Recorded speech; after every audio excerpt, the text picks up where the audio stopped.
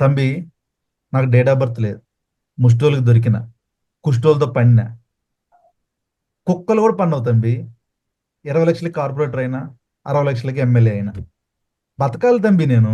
ఒక్క విలన్ కి మేనరిజం ని పరిచయం చేసిన క్యారెక్టర్ అది. వెంకటేష్ గారి ఇంటికి వస్తాడు కోట గారు, దానికి వార్నింగ్ ఇవ్వాలా. యాక్చువల్గా నేను ఇది తోపు, నేను 100 మంది చంపేశాను, ఇది నా జోలికి వస్తే చంపేస్తాను. యాక్చువల్గా రెగ్యులర్ కమర్షియల్ విలన్ డైలాగ్స్ అలా ఉంటాయి. కానీ అక్కడ తను చెప్పే వార్నింగ్ ఎలా ఉండదంటే, తంబి, నాకు డేట్ ఆఫ్ బర్త్ లేదు. ముష్టోళ్ళకి దొరికిన, కుష్టోళ్ళతో పడిన, కుక్కలు కూడా పడినావు తంబి. 20 లక్షలకి కార్పొరేటర్ అయినా, 60 లక్షలకి ఎమ్మెల్యే అయినా బతకాలి తంబి నేను. కానీ ఇప్పుడు వచ్చి నన్ను ఇలా ఇరికిస్తావు తంబి, ఇది కరెక్ట్ కాదు తంబి అని వార్నింగ్ ఇస్తాడు. అసలు ఆ మాడ్యులేషను, ఆ మాండలికము, ఆ స్లాంగ్, అసలు అది ఆ క్యారెక్టర్ ని నిలబెట్టేశారు అనమాట. ఆయన ఆ గణేష్ సినిమా వరకు అది. Yes. ఇప్పటికి దాని నందివాడు వచ్చింది అనుకుంటా, ఐ గెస్.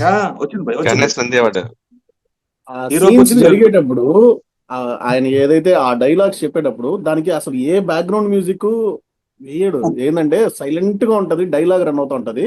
ఆ డైలాగే ఎదుటిన్న వ్యక్తితో పాటు చూసే ఆడియన్స్ కూడా భయం పుట్టిస్తారు. అది రేంజ్ లో కూడా, ఉంటది అదే ఆయన కూడా, ఆయన అదే కూడా. వాయిస్ లో ఉన్న అది ఏదైతే ఉంటుందో ఆ గాంభీర్యం. పడ్డాడు 14 ఏళ్ళకి మర్డర్ చేసిన తంబి. ఈ క్యారెక్టర్ తెలంగాణలో పుట్టి పెరిగిందా అనిపించే రకంగా ఉండింది ఆ డిక్షన్ అది. అవును, అవును. రోడ్డు మీద మనం వెళ్తుంటే కుక్కలు గలీజ్ పని చూసి చూసి ఉన్నట్టు పోవాలి తంబి. ఎంత బ్యూటిఫుల్ ప్రెజెంటేషన్ ఉంటుంది అబ్బా.